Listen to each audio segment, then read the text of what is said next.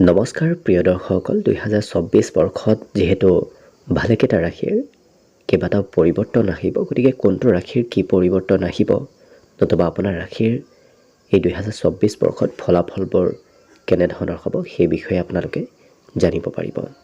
তাৰ পূৰ্বতে জনাই দিছোঁ এই ৰাশিফল সম্পূৰ্ণ বৈদিক জ্যোতিষ গণনা অনুসৰি ভৱিষ্যতবাণী কৰা হৈছে গতিকে ৰাশিফলসমূহ সম্পূৰ্ণ বৈদিকভাৱে হ'ব আৰু কিবা প্ৰতিকাৰ কৰিবলগীয়া থাকিলেও সেই প্ৰতিকাৰসমূহ সম্পূৰ্ণ বৈদিকভাৱে হ'ব।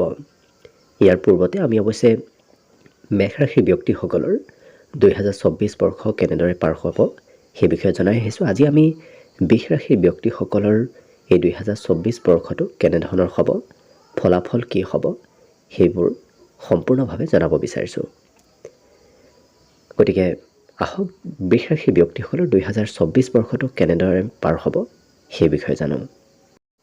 বৃষ ৰাশিৰ ব্যক্তিসকলৰ এই বছৰ আৰম্ভণিত দেৱগুৰু বৃহস্পতি আপোনাৰ ৰাশিৰ পৰা দ্বাদশ স্থানত অৱস্থান কৰাৰ ফলত খৰচ অকণমান বাঢ়িব, কিন্তু ধাৰ্মিক ক্ষেত্ৰত খৰচ বেছি হোৱা দেখা যাব। সৰু সুৰা তীৰ্থ ভ্ৰমণ, সৰু সুৰা ভ্ৰমণত এই বছৰ আৰম্ভণিত আপোনাৰ খৰচ হ'ব পাৰে, কিন্তু মে' মাহৰ পিছত যেতিয়া দেৱগুৰু বৃহস্পতি আপোনাৰ ৰাশিৰ ওপৰত অৱস্থান কৰিব, ৰাশিৰ ওপৰত পৰিভ্ৰমণে আপোনাৰ গোটেই বছৰটো সুখময় কৰি তুলিব। সকলো ক্ষেত্ৰত কামবোৰ সুকলমে হৈ পৰিব, সমস্যাসমূহো লাহে লাহে আপোনাৰ নোহোৱা হ'ব। গতিকে মে' মাহৰ পিছত বিশেষ শুভ ফল আপুনি লাভ কৰিব। অৱশ্যে শনিদেৱ আপোনাৰ গোটেই বছৰ কৰ্মস্থানত অৱস্থান কৰিব, যাৰ ফলত অকণমান কৰ্মপ্ৰাপ্তিৰ বাবে কিছু কষ্ট কৰিব লাগিব, কিন্তু যি কাম আপুনি যি কৰ্ম লাভ কৰিব সেই কৰ্ম স্থায়ী হ'ব। কিন্তু শনিদেৱ যিহেতু আপোনাৰ ভাগ্যৰ অধিপতি হৈ কৰ্মস্থানত আছে, কৰ্ম আৰু ভাগ্য দুয়োটা স্থানৰ অধিপতি হৈ আপোনাৰ কৰ্মস্থানত এই বছৰ থাকিব, যাৰ ফলত আপুনি শনিদেৱৰ শুভ কৃপা লাভ কৰিব। গতিকে সকলো কাম আপুনি ভবামতেই হ'ব, অকণমান পলম হ'লেও আপুনি ধৈৰ্য হেৰুৱাই নেপেলাব, সকলো কাম আপোনাৰ সুকলমে হ'ব। লগতে একাদশত ৰাহুৰ অৱস্থানে বছৰটোত বিশেষকৈ ধন প্ৰাপ্তিৰ ক্ষেত্ৰৰ ফালৰ পৰা অত্যন্ত শুভদায়ক। আপোনাৰ বছৰটোত বিভিন্ন পথৰ পৰা ধনৰ আগমন হ'ব, সকলো মনৰ ইচ্ছা পূৰণ হ'ব।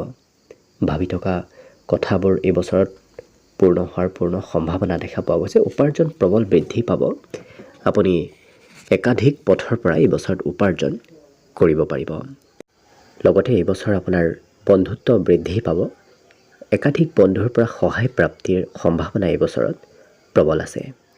বছৰৰ আৰম্ভণিত অৱশ্যে পিতৃ মাতৃৰ স্বাস্থ্য কিছু দুৰ্বল হ'ব পাৰে। পিতৃ মাতৃৰ স্বাস্থ্যক লৈ বছৰটোৰ আৰম্ভণিত অকণমান খৰচ হয়তো কৰিবলগীয়া হ'ব পাৰে, কিন্তু কিবা সম্পত্তিক লৈ সৰু সুৰা বিবাদ, সৰু সুৰা কাজিয়া পেচাৰৰ সূত্ৰপাত হ'ব পাৰে। গতিকে বছৰটোত অকণমান সম্পত্তিক লৈ আপুনি সতৰ্ক থাকিব।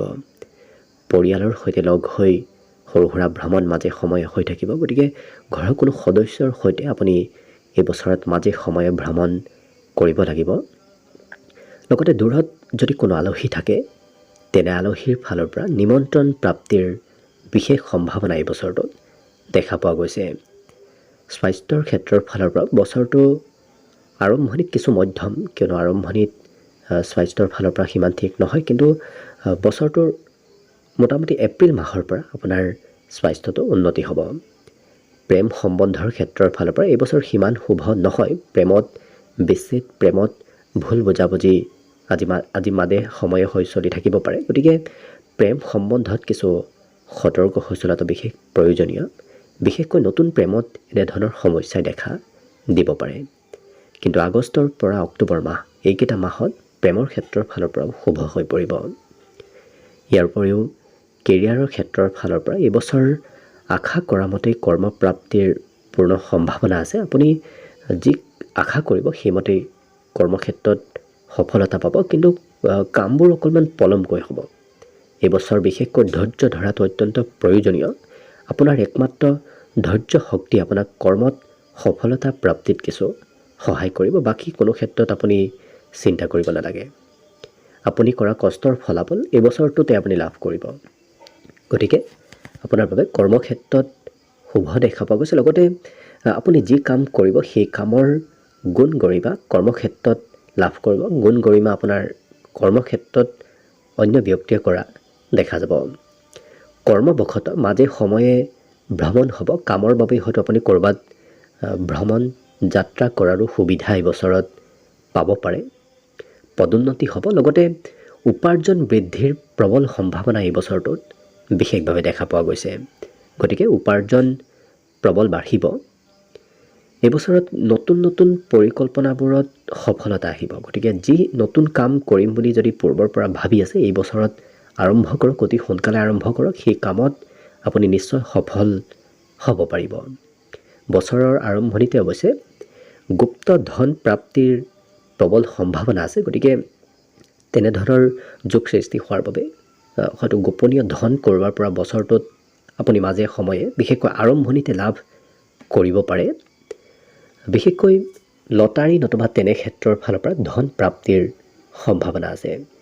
পাৰিবাৰিক ক্ষেত্ৰত বছৰটোত মাজে সময়ে খৰচ অকণ বাঢ়িব। পৰিয়ালৰ হৈ হয়তো আপুনি মাজে সময়ে এই বছৰত খৰচ কৰিবলগীয়া হ'ব পাৰে, কিন্তু বাকী সকলো ক্ষেত্ৰত সকলো দিশত শুভ দৃষ্টি থাকিব। প্ৰত্যেকটো গ্ৰহৰ শুভ দৃষ্টিৰ ফলত তেওঁলোকৰ আগন্তুক বৰ্ষটো অতি সুন্দৰভাৱে পাৰ হ'ব। কিন্তু প্ৰতিকাৰ হিচাপত এই বছৰত আপুনি মঙ্গলবাৰ পালন কৰিব পাৰে। বিশেষকৈ মঙ্গলবাৰত হনুমান ব্ৰত পালন কৰাটো আপোনাৰ বাবে বিশেষ লাভপ্ৰদায়ক। হনুমান ব্ৰত যিদিনা পালন কৰিব, সেইদিনা আপুনি যদি ব্ৰহ্মচৰ্য ব্ৰত পালন কৰে, তেতিয়াহ'লে আপোনাৰ হনুমান ব্ৰত পালন কৰাৰ শুভ ফল পাব। আৰু লগতে মঙ্গলবাৰৰ দিনা দমৰা গৰুক, বিশেষকৈ ৰঙা দমৰা গৰুক খাদ্য খোৱালে আপোনাৰ শুভ ফল এই বছৰত লাভ কৰিব। গতিকে প্ৰতিকাৰ হিচাপে আপুনি এই দুটা প্ৰতিকাৰ কৰিব পাৰে। এনে প্ৰতিকাৰ কৰিলে আগন্তুক বৰ্ষটো আপোনাৰ শুভ আৰু মংগলময় হৈ পৰিব। গতিকে আজি ভিডিঅ'টো ইমানতে সামৰণি মাৰিছোঁ। অনাগত দিনত পুনৰ লগ পোৱাৰ প্ৰতিশ্ৰুতিৰে আজি ভিডিঅ'টো ইমানতে সামৰণি মাৰিছোঁ। ধন্যবাদ।